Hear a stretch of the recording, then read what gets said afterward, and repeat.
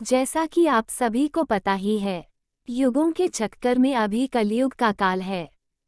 वर्तमान में हमारे आसपास चल रहे सभी कुकृत्यों को देखकर सभी को यही लग रहा है, कलयुग का अंत तो नहीं आ गया, क्योंकि हर तरफ पाप, चोरी, झूठ, हत्या देखकर तो ऐसा ही लग रहा है। वैसे हमें इससे भी विकराल रूप का सामना करना पड़ेगा या स्थितियां कुछ सुधरेंगी, तो आइए जानते हैं। ऐसे ही कुछ और प्रश्नों के उत्तर को आज की इस खास वीडियो में। अगर आपने पहले से ही हमारे चैनल को सब्सक्राइब कर रखा है तो हम आपकी दिल से शुक्रिया अदा करते हैं। मित्रों, गीता में कहे अनुसार युगों के परिवर्तन का ये 22वां चक्र चल रहा है और किस प्रकार एक आत्मा का शरीर को त्याग कर दूसरा शरीर धारण करना, दिन के बाद रात का होना, समय के साथ ऋतु का परिवर्तित होना तय है। ठीक उसी प्रकार एक निर्धारित कालखंड के बाद इस सृष्टि में योग का परिवर्तन होना भी एक अटल सत्य है। माना जाता है कि लोगों के इस परिवर्तन की क्रिया में अब कलयुग के समाप्त होने और सब्जियों के आरंभ होने का समय आ गया है, किंतु नहीं झुके आ रहा हूँ और स्वरूप के बारे में बताने से पहले आपका ये जानना बहुत आवश्यक है कि हिंदू धर्म ग्रंथों के अनुसार कलयुग का काल 4,32,000 साल लंबा है और कलयुग का अभी प्रथम चरण ही चल रहा, क्योंकि पुराणों में स्पष्ट रूप से वर्णित है कि कलयुग का प्रारंभ 3102 ईसा पूर्व में ही हो गया था, जिसका अर्थ ये हुआ कि अभी काल चक्र प्रथम के 5123 वर्ष ही बीते हैं और अभी भी 4,26,878 वर्ष बाकी है। तो मित्रों, इससे आपको भी यह स्पष्ट हो गया होगा कि कलयुग अपने चरम पर नहीं पहुंचा बल्कि आरंभ की ओर पड़ा है। तारांकन, यदि आप ये जानने के इच्छुक हैं कि कलयुग का अंत कैसा होगा तो आपको इसका उत्तर सनातन धर्म के कई ग्रंथों में मिल जाएगा, जिनमें से एक पुराण के अनुसार कलयुग के अंत में मनुष्य की आयु में है 12 वर्ष रह जाएगी और इस दौरान लोगों में पाप और दुर्भावना बढ़ेगी और कलयुग की उम्र जैसे जैसे बढ़ती जाएगी वैसे वैसे नदियां सूखती जाएगी। बेईमानी और अन्याय से धन कमाने वाले लोगों में बढ़ोतरी होने लगेगी। इतना ही नहीं, धन ही सब कुछ होगा। मनुष्य किसी की हत्या करने में भी संकोच नहीं। मनुष्य पूजा पाठ, व्रत, उपवास और सभी धार्मिक काम करना बंद कर देगा। गाय दूध देना बंद कर देगी। मानवता नष्ट हो जाएगी। लड़कियां बिल्कुल भी सुरक्षित महसूस नहीं करेगी। यहाँ तक कि उनका अपने ही घर में शोषण होगा। उनके अपने ही उनके साथ का विचार करें। बाप बेटी, भाई बहन, सभी रिश्ते अपनी मर्यादा को पीछे छोड़ देंगे। एक भाई दूसरे भाई का ही शत्रु बन जाएगा। चांदी जैसा पवित्र रिश्ता एकमात्र व्यापार बनकर रह जाएगा। सभी की शादीशुदा जिंदगी में कोई न कोई बाधा जरूर आएगी। पति पत्नी एक दूसरे को धोखा देना आरंभ कर देंगे। यही नहीं, कलयुग में समाज हिंसक हो जाएगा। जो लोग बलवान होंगे, चारों तरफ से उनका ही बोलबाला होगा और जब प्रकोप अपनी चरम सीमा पर होगा तब भगवान विष्णु कल की अवतार लेंगे और पृथ्वी से समस्त कर्मियों का नाश करेंगे। कल की अवतार से जुड़ा एक संदर्भ महाभारत के अध्याय में भी मिलता है, जिसमें भगवान श्री कृष्ण ने कलयुग के अंत और अपने कल की अवतार के बारे में बताया है, जिसमें श्री कृष्ण के कलयुग के अंत के समय बड़े बड़े भयंकर युद्ध होंगे। भारी वर्षा, प्रचंड आंधी और जोरों की गर्मी पड़ेगी। लोग खेती काट लेंगे, कपड़े छुड़ा लेंगे, पानी पीने का सामान और बेटियां भी चुरा ले जाएंगे। अपने ही जैसे चोरों की संपत्ति चुराने लगेंगे। हत्यारों की भी हत्या होने लगे। गुरु से चोरों का नाश हो जाने के कारण जनता का कल्याण होगा।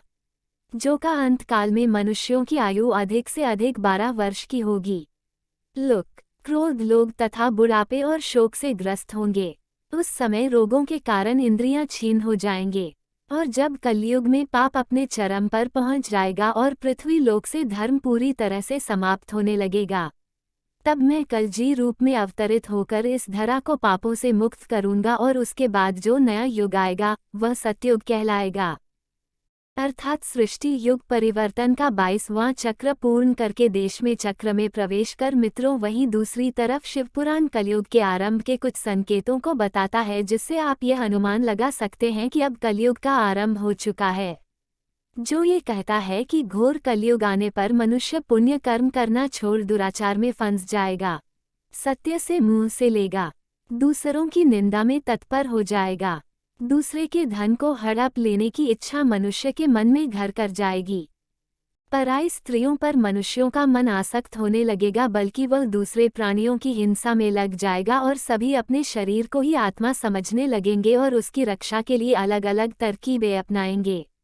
देखा जाए तो यह एक ऐसा योग होगा जिसमें मनुष्य दूर नास्तिक और पशुपति वाले संतान माता पिता से द्वेष रखेंगे, ब्राह्मण भेज भेज कर जीविका चलाएंगे, धन का उपार्जन करने के लिए ही विद्या का अभ्यास करेंगे और अधिकतम समझ में मोहित रहेंगे।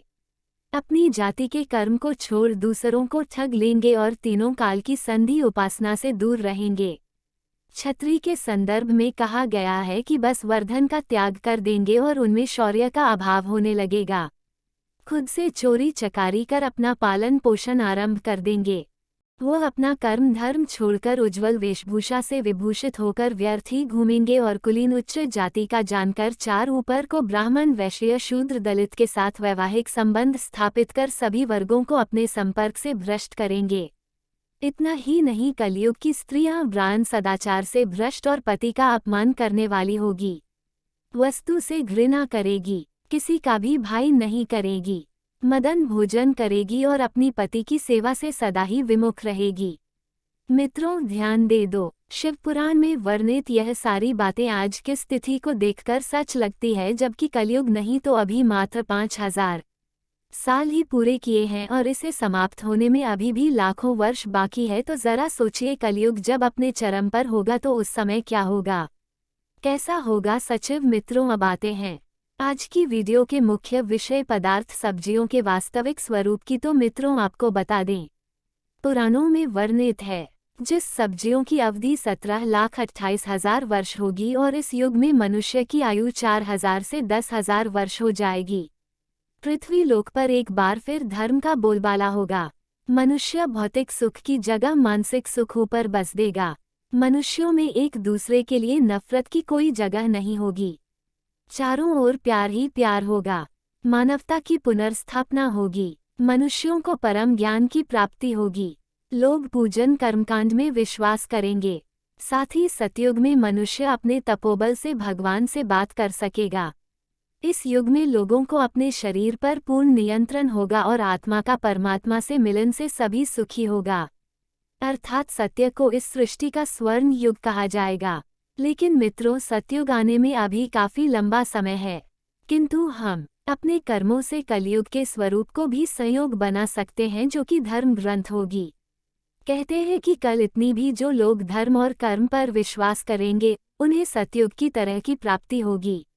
यदि आप भी इस घोर कलयुग में सतयुग का सुख पाना चाहते हैं तो अपने कर्मों पर ध्यान दीजिए और उस हर एक कर्म को सुधारिए। आपको पाप का भागीदार बना सकता है। तो मित्रों, उम्मीद करते हैं आपको हमारी आज की यह वीडियो पसंद आई हो तो चैनल को सब्सक्राइब अवश्य करें।